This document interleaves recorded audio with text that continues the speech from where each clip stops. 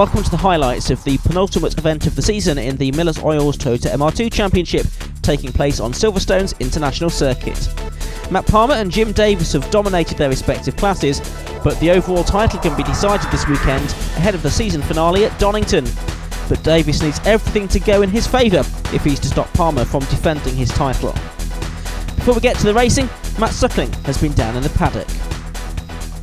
Dan here with Dan Holmes from the Miller's Oils Toyota MR2 Championship. Dan, only your second time out so far this season. How come you haven't been out a little bit more often?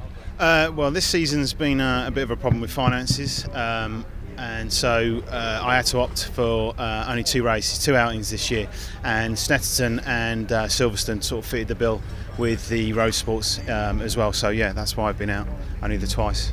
You've raced MR2s before, a few years ago now, but you're familiar with the car? Oh yeah, very familiar. I've been racing them since 2011. Got a fair few races under my belt now.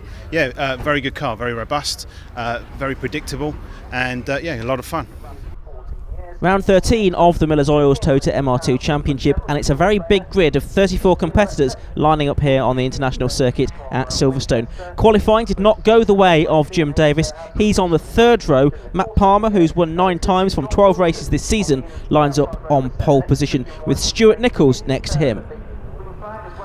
Lights go out and away we go then for 13 minutes plus 1 lap of racing. There you can see Stuart Nichols on the left hand side of the shot. To the extreme left, that's Sean Traynor, who started back on row 6, and he is trying to make up some ground there. He's just tucked in beside Mark Barber, who spins there.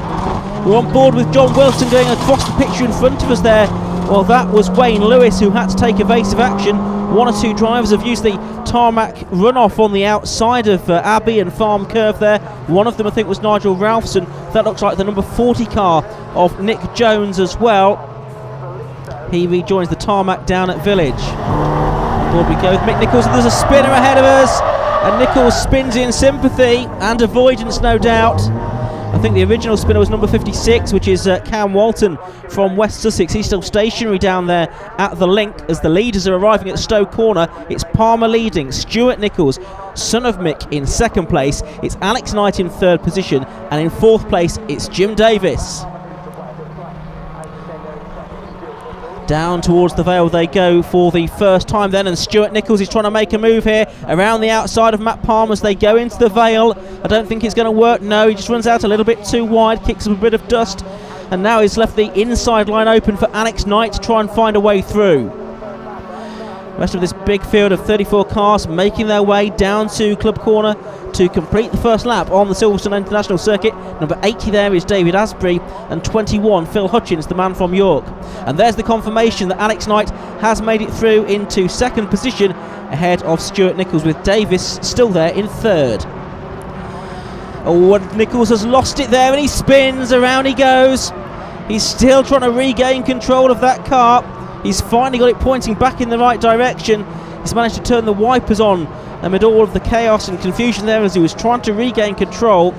But Stuart Nichols had already lost second position, and now has dropped a lot further back down the order. As at the link, Jim Davis is trying to get past Alex Knight for second position then. On the right hand side of the picture, it's the white and red Mark II. That'll be a bit more powerful, a bit quicker in the straight line, but the red Roadster of Nichols with the of Davis, I beg your pardon, with the goggly eyes in it, that's going to be a little bit more agile and nimble around the corners. They're going to be a pretty even match around this 1.85 mile Silverstone lap. And look at that great fight that's going on for fourth position as well. Looks like it might be possibly Ben Rowe there that's up into fourth position in the background. It's still Knight though in second place. Yes, it is Rowe there, ahead of number 27, which is Sean Traynor. So he has come up very nicely from the 6th row of the grid. Then it's number 5, Tim Heron, who started in 5th position, a man who's already been on the podium for the class and in the top 6 overall on a couple of occasions this season. This championship split into 3 classes. Class A for the Mark I cars, none of those here this weekend. Class B for Mark II machines. Class C for the most up-to-date roadsters. The type of car which you see Jim Davis driving, for example. Number 83 there is William Gallagher from Skelmersdale in his Mark II. We go on board with Shane Mansbridge now. We get this interesting low-slung position. It looks like that's possibly number 29 Martin Fahey that he's got behind him. You can see there that he probably did go well, at least one wheel, probably four wheels off the circuit down there. But a very intriguing position, almost like being in a go-kart, I should think. That view from Shane Mansbridge's car. His was the red and yellow car that you just saw going through shot. We're going to have a change here for 5th position. Is Heron going to make the move on the inside at Stoke Corner? He's side by side with Sean Traynor, who's had a pretty good season. 5 times he's been in the top 6 so far this year. Not bad for a rookie in the shape of Sean Traynor. And he's going to hold on for 5th position just at the moment. Looks like it's Christian White in the number 28 car that is next through. Heron a bit out of shape there. This is White in the number 28 car. He was last year's top rookie. Couple of places ahead of him possibly is his successor in the form of Sean Traynor. Still Davis up ahead, unable to get past the red and white car of Alex Knight, number 33. Alex, who's missed a couple of races, commutes down from Glasgow to take part in the MR2 Championship, as he has done for a few seasons now. He's been a one-time winner. As Heron at the Village Hairpin tries to make a move on the inside of Traynor. Can he get this done through the left-hander? Trainor's got a back head, but the next corner's the right-hander at the link. Let's have a look. Here they come, and they're still more or less together, but it is just Traynor that's ahead. And now number 88 is joining in, and that is the recovering Stuart Nichols. So he's not too far behind, considering the amount of ground he's lost. Now we're on board here with Maxine Nichols, going down to the link, I think this is. There's a spin for number 29, Martin Fahey. On board we go with Nichols. Oh, and there's a bit of coming together already, and that's Nick Jones that Nichols has unfortunately collided with. That's Maxine Nichols. The other car involved there is number 44, Wayne Lewis. That's the ex-Luke Austin machine, but that looked like a very big incident there with 3 cars damaged. Maxine Nichols among them. The sister of Stuart, daughter of Mick Nichols. Meanwhile, at the front of the field, Matt Palmer is just pulling away. Jim Davis, no doubt, frustrated there in 3rd position that he's unable to get past Alex Knight and therefore on terms with Matt Palmer, his championship rival. I don't think there's going to be much that's going to stop Palmer from wrapping up the title. It's a question of whether he can do it this weekend. Now, the leaders are coming down to the part of the circuit where we've just seen that rather nasty incident, so let's hope there's no further problems down there at the link. Yes, the marshals are on the circuit. They're with Wayne Lewis, who's I think just about to get out of his car, signalling to the drivers to keep well to the right-hand side of the circuit. Good to see that Lewis there is out of his car now, the driver from Oxford. Hopefully all of the 3 drivers involved in that are okay. And now the red flags come out, which isn't a particular surprise given the severity of that incident, and with that car of Lewis in particular stranded on the circuit at the link. Right, let's have a look at this replay. This is Stuart Nichols first of all. Now this was what happened to him on the 2nd lap. So chasing after Alex Knight, he just lost 2nd position of course, rode over the curb there, switched to the right hand side of the circuit. Well, maybe he clipped a bit of curb and he spun around, the wipers came on, the wheel going crazy. He managed to regain control. Probably wasn't entirely sure whether he was pointing in the right direction or not. I think it was at least a 720 degree spin that Stuart Nichols had there, and he didn't lose as many places as he might have done considering it was such a big incident. This is the view of what Stuart was doing in the car while all of this was happening. Just like being on a merry-go-round, isn't it? And off he goes again. Frustrated, no doubt. He's had a couple of frustrating moments during the course of this season as Stuart Nichols. David Asbury, number 80. Oh, now that was the first lap spin for Cam Walton, and Asbury there only just managed to avoid Walton, who was up in the top 6 at Castle Combe earlier in the year. And now on board with Mark Barber. Now he of course had a spin on the first lap and was recovering, but what can we see up ahead now? There is the Wayne Lewis car, and Barber just narrowly avoided it. So that was the race stopping incident. This is how it started really, an innocent looking spin for Martin Fahey, but just out of camera shot as he tried to get going again. Yes, there was a bit of a chain reaction incident, and I think the main brunt of the contact was between Lewis and Jones, and Nichols got caught up in that as well. There's Maxine Nichols out of the car as the marshals sweeping the debris from the track. We're going to restart after the break.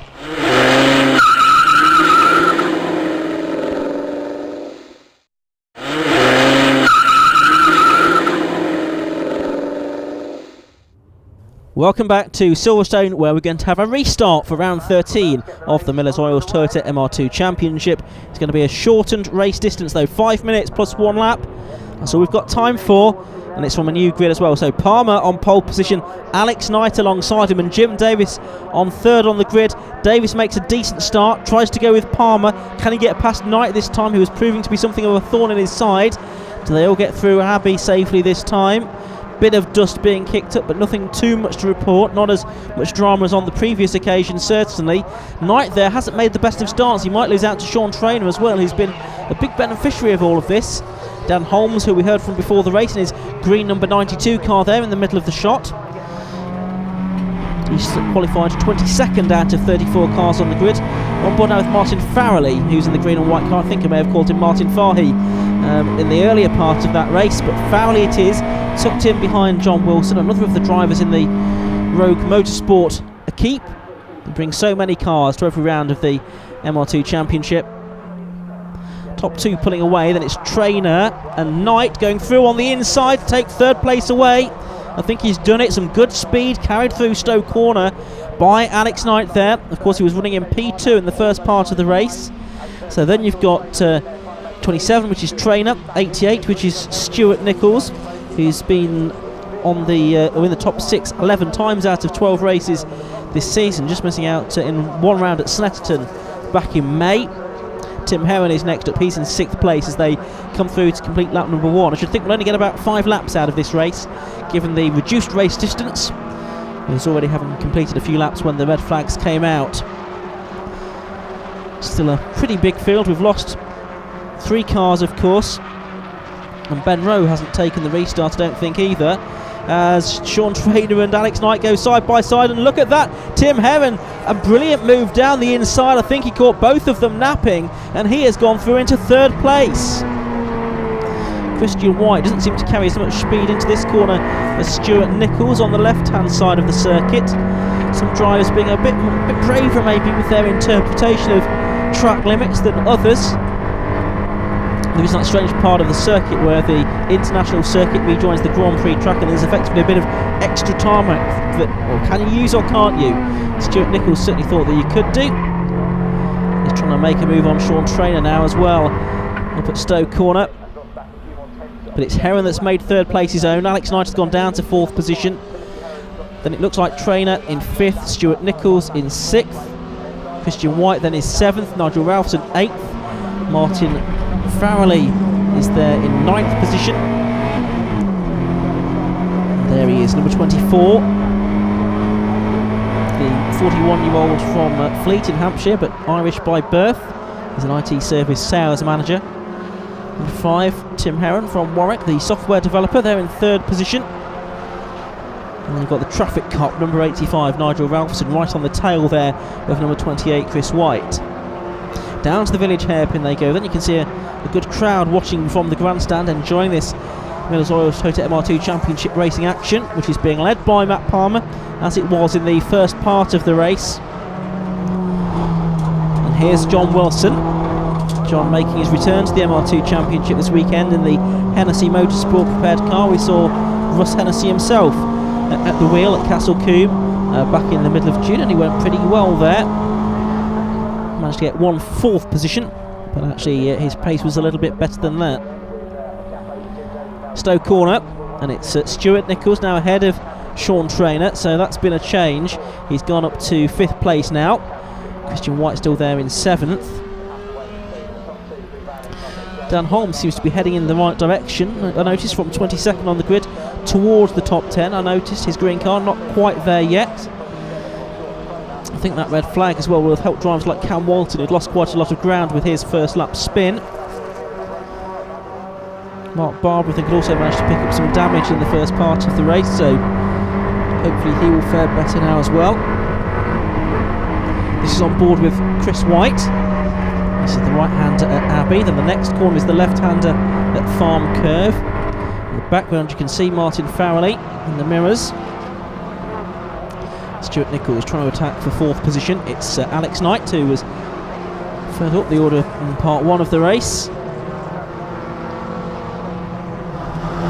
Notice there is that bit of a bump there as the drivers rejoin the Grand Prix circuit. Adds to the character and the challenge of the Silverstone International Circuit, being used for a second time by the MR2 Championship this year. It's proved a hit with the drivers, but more of an interesting and technical challenge than the shorter national circuit here at Silverstone, which always provides great racing. As Nichols tries to make a move down the inside in car number 88 then on Alex Knight. Nichols, the 35-year-old from Ware, a TV cameraman by occupation. He's owned the car since 2010. He started racing in the MR2 Championship in that season. He's not yet got past Knight. Knight got past Nichols at that corner club in the first part of the race on lap number 1. Nichols now trying to return the favour as they go down the international pit straight once more. And the last lap board has gone out, so it is going to be a 5-lap race. It's still being led by Matt Palmer, I can tell you. From in second place, Jim Davis, who's not really that close to Palmer, I'm afraid. We just saw a shot of Jim. There he is, going through picture now. It's about 3.5 seconds behind the race leader. As Nichols tries to go around the outside of Alex Knight there at Village. Half a lap to go for Nichols to try and move up one more place. Onto the hanger straight now. Can he get a good toe here? Oh, and he almost touched the back there of Alex Knight. Yeah, I think that was an apology from Stewart. It's a bit of a thumbs up. He's not really close enough now to challenge Knight for 4th position, I don't think. He's not actually picking up a toe. Knight, if anything, was pulling away, and that demonstrates the extra power that the 2-litre cars have over the 1.8-litre roadsters. Through Stowe Corner for the final time then. Here is the race leader already at Club Corner. Matt Palmer from Reading, the engineering graduate, turns his way onto the international pit straight, and he takes the checkered flag, and it's a 10th win of the season for Matt Palmer. He beats Jim Davis by 3.69 seconds, and Tim Heron comes across the line in 3rd, and who's going to be 4th? It's very tight, and it's just going to be Alex Knight by 2/100ths of a second. Although Stuart Nichols comes through first on the slowing down lap, it's actually Knight that takes 4th. And here's the confirmation of that now. Palmer winning by 3.7 seconds, and another 4 seconds or so back to Heron in 3rd. Palmer also got the fastest lap and a lap record. Further down the order, the top 10 was completed by John Wilson. Dan Holmes got up to 12th. Matt Palmer, victory there in the Miller's Oils Toyota MR2 Championship. Double figures for this year now in terms of wins. Yes, it's been a really good season so far. We visited a few of the tracks which suited Jim in the Roadster, and but I think here the Mark II's got the edge again. You pulled out a nice margin in that first part of the race, then we had the red flag. What were you thinking when that came out? I knew I'd got some pretty good pace after qualifying, and after pulling that lead I wasn't too worried. I just had to concentrate and not get caught up in the fact that all my hard work had been undone. Jim Davies, second place in that race there for you. You tried your best to challenge Matt Palmer, but it was a little bit ahead of you today again. Yeah, I thought at one point I might be able to catch him, but it was sort of really on the ragged edge, and I thought I had second place fairly secure, so I just backed off towards the end. I hope the rest of them in that restart are okay, because I saw 3 of them in the wall, but apparently they're all okay. But it played into my hands because I got the second place on the restart, and it worked quite well for me. Tim Heron come home 3rd in that race there. A great little scrap amongst a few runners around you. Yeah, it was really good. I lost a place on the restart. I was lying in 6th, and then lying in 5th, and then they regridded, and I ended up 6th. But Alex Knight and Sean Traynor gave me the place back very nicely when they ran each other wide at the hairpin at the end of the start-finish straight. And from then on, I just tried to stay ahead. That's all it was about. Once you got ahead, you pulled away and you opened up that gap and tried to look for the top 2. Well, they were fighting among themselves, and then I saw Stu Nichols as well getting involved with that fight, and I knew at that point that they were fighting among themselves, and I was just going to pull away. Your 3rd podium of the year so far. You looking for another one in race 2? Hope so. I'm starting from the same good position, so if it's a similar race, then hopefully.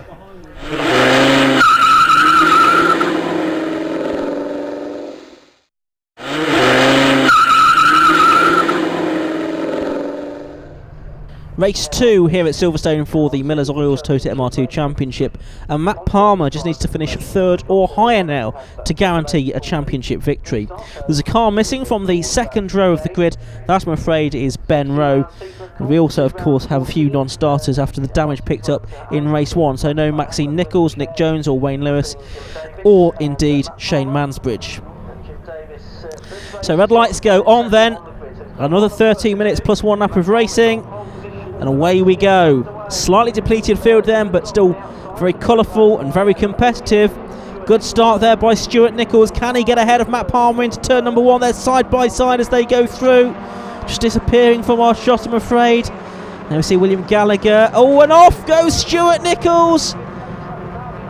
He's into the gravel as well. He's not going to get out of there, I don't think. We didn't really see how that started, whether there was any contact between Nichols and Palmer.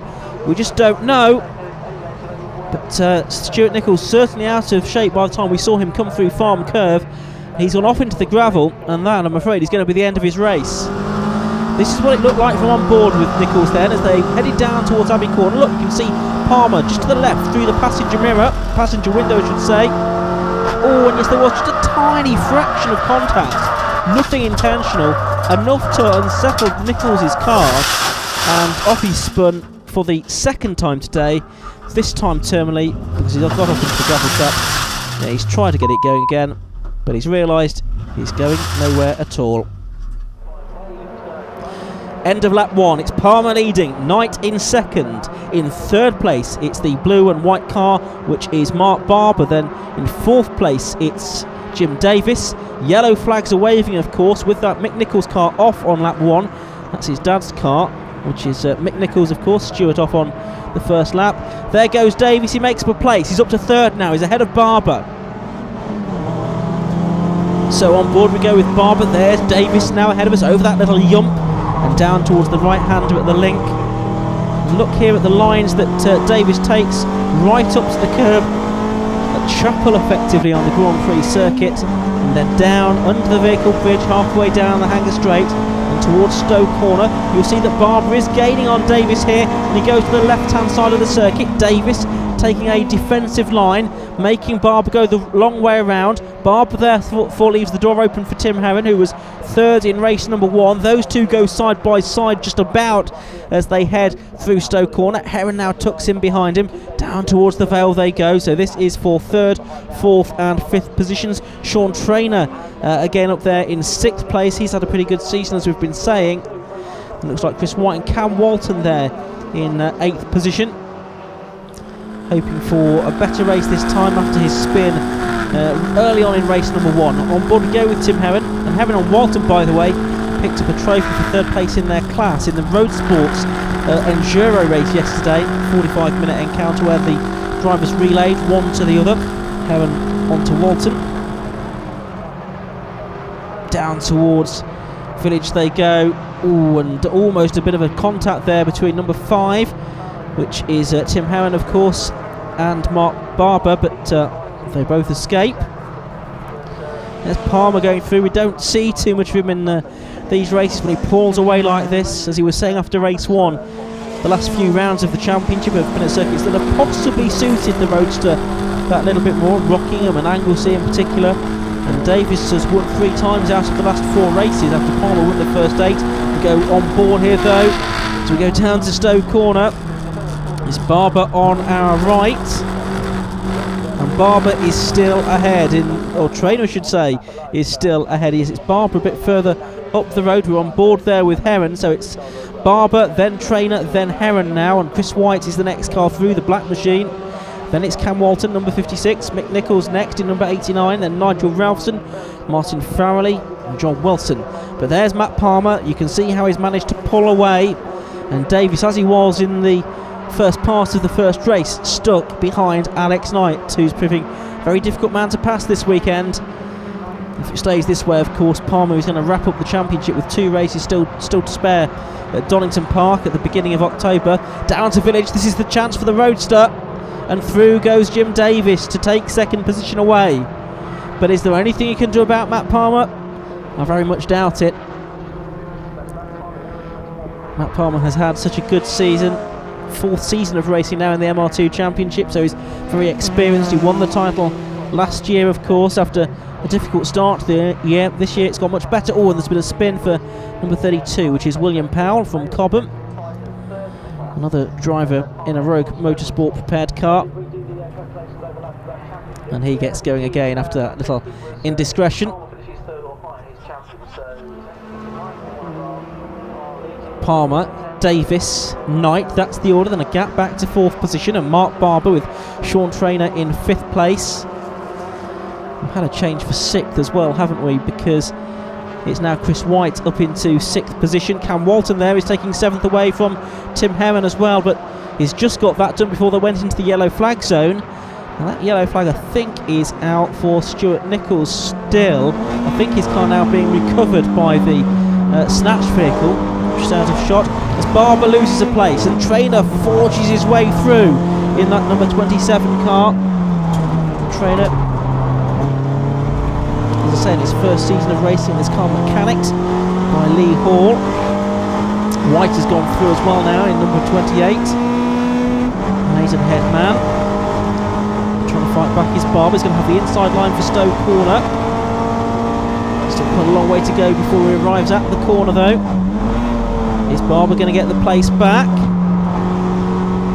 Yeah, I think he is. It looks like White has tucked in behind him now. Could just see his car in the left-hand wimmer. You can probably just about make that out as well. He's jinking this way and that as they go down to the Vale. He's trying to launch an attack here.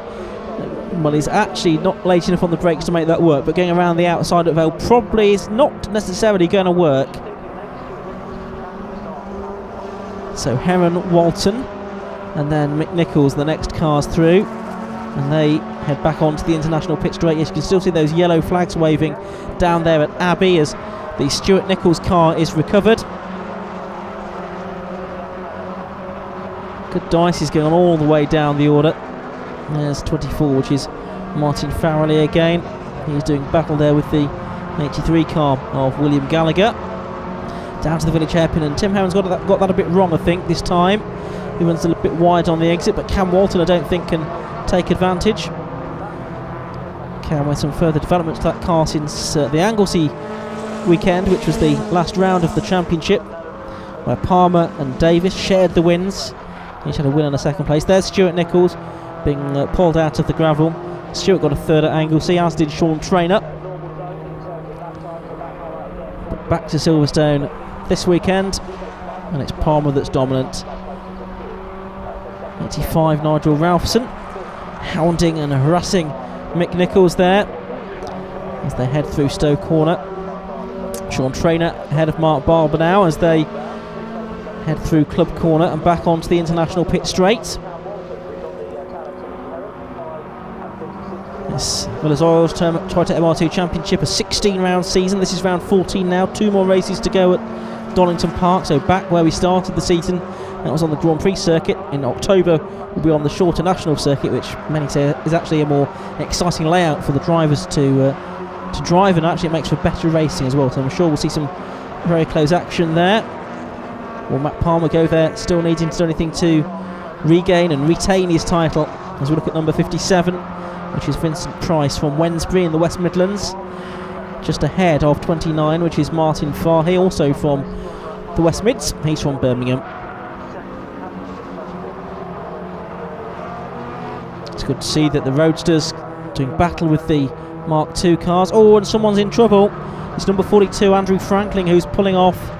Well, there's plenty of runoff area space to pull off here, and in fact he's found the back entrance to the paddock there, so he's going to be out of harm's way as we watch this 4-car fight with Mick Nichols at the head of it, then Nigel Ralphson. The dice between Cam Walton and Tim Herron, teammates yesterday, bitter rivals today, goes on. This is over 7th and 8th positions. At the moment it's Walton that's winning out as we go back on board with Farrelly, with Gallagher up ahead of us into the right-hander at Abbey. Look how he closes, he carries more speed into the corner. Now the left-hander at Farm, can he make use of this? They will shortly break for Village. No, because Farrelly's got it wrong. I think he was carrying too much speed in there, and he's done a bit of a Stuart Nichols, hasn't he? Back in the right direction, not having lost too much time, but he's dropped out of that battle now for the lower-end places in the top 10. Intriguing colour scheme on Farhi's car with the blue, yellow and red. I'm sure a designer would not recommend that colour combination. Black and orange of number 60 is ahead. That's Trevor Cooper, the ex-Formula 4 and Formula 3 racer. having a bit of a racing comeback this season and finding it slightly harder work than he might have expected. On board with Tim Herron. Cam Walton ahead. Again, we'll still see the novice cross on the back of Cam's car. A relative newcomer to car racing, but he's done plenty of karting. He's been a teammate to Matt Palmer actually in his university days. And he heads on to the international pit straight once more. Lots of interest has been expressed in the MR2 Championship for next season already, I understand, so we could have some even bigger fields for 2015. And the racing could be even closer. Will we have Matt Palmer back to try and get a hat-trick of titles? I'm sure he'll have designs to go on to new things, as we watch Walton take a defensive line into Village ahead of number 5 Tim Herron, who's done plenty of speed event competition in the past before he came into the MR2s a couple of seasons ago now. Here's Matt Palmer again. Just have to check every so often that he is still out there in the lead of the race, don't we? Going very well. It's serene progress from Palmer, with Papa Smurf on board as well in that car. And Palmer's race suit pretty much matches the livery of his car, with the Dayglow green a feature. Side by side then between Walton and Herron. It's a great fight these two have been having over 7th place. It's a shame it's not actually for a scrap a bit further up the order. Last lap gets underway then. You can see Jim Davis there in 2nd position. What's going on further back? Whoa, and it's Herron that's back in front now. Palmer down to Village, lapping the number 49 car, which is David Rowe. He's already put a lap on the 50 of Andrew Strange, but I think all of the other drivers, we should have, I think 25 finishes for August, but I think they'll all be on the lead lap along with Palmer. So Walton has lost out to Herron. He's now under attack from number 85 Nigel Ralphson as well. Down towards Village once more. Good overtaking opportunity this. Seen plenty of incident down here this weekend. Walton can't capitalise as yet, so he's still down there in 8th place. Palmer is at Stowe Corner, and he is 4 seconds ahead of Jim Davis, something like that, so under no real pressure he could almost coast it home from here and be secure, certainly the 3rd place that he needs to wrap up the championship with a meeting to spare.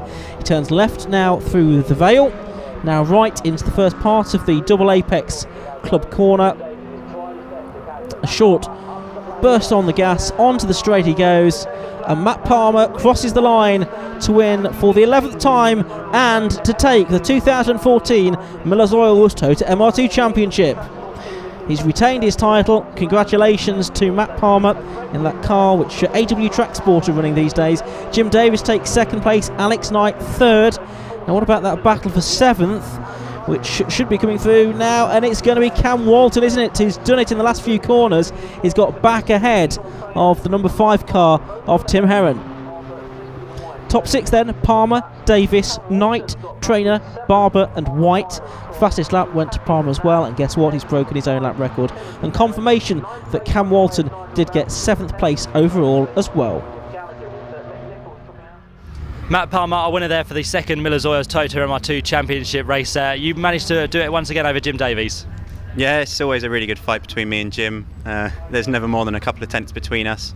When I saw he qualified 6th and 7th, I thought it wouldn't be long before he was up trying to catch up with me up in 1st. It looks like you've been crowned champion as well. That must be even sweeter for the 2nd time in a row. Yeah, it feels amazing. I didn't really think I could do it here, so but if Ian says I have, then I trust Ian. So it's been a winning season for you. You've been unstoppable, and it must be a great way, near enough to end the season with just a couple of rounds to go. Yeah, it's been fantastic. Andy from AW's done a really good job. We've tried out his springs, and yeah, it's gone really, really well. He helped us change the gearbox, the clutch yesterday on Friday morning, and that's really helped as well. Well, Matt, congratulations on everything this year, and well done this weekend. Thanks a lot. Jim Davies, a second place for the day here in the MR2s. How was that one for you? Same as last time. A little bit lonely by myself out there, and the same for Alex as well. We got quite a gap between us, but it was fun fighting with Alex for the time that we had, and hopefully a bit of a cleaner race this time round. Alex Knight coming home 3rd in that 2nd Miller's Oil Toyota MR2 Championship race. Your 2nd podium of the year, is that? That's right, yeah, delighted. Really good day at Silverstone. Where are we? Silverstone today.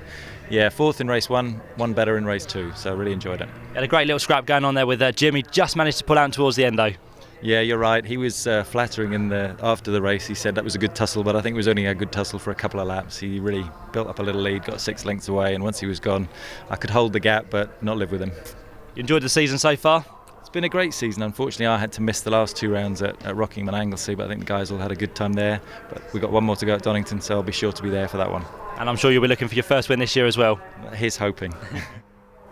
Well, these are the championship standings going into that final meeting at Donington Park. And Matt Palmer's 354 points is now an unassailable total once you take the drop scores rule into account. Davis, Nichols, White, Trainer and Mick Nichols complete the top 6. Well, that's all we've got time for at Silverstone. We'll see you again at Donington Park. But for now, it's a very goodbye.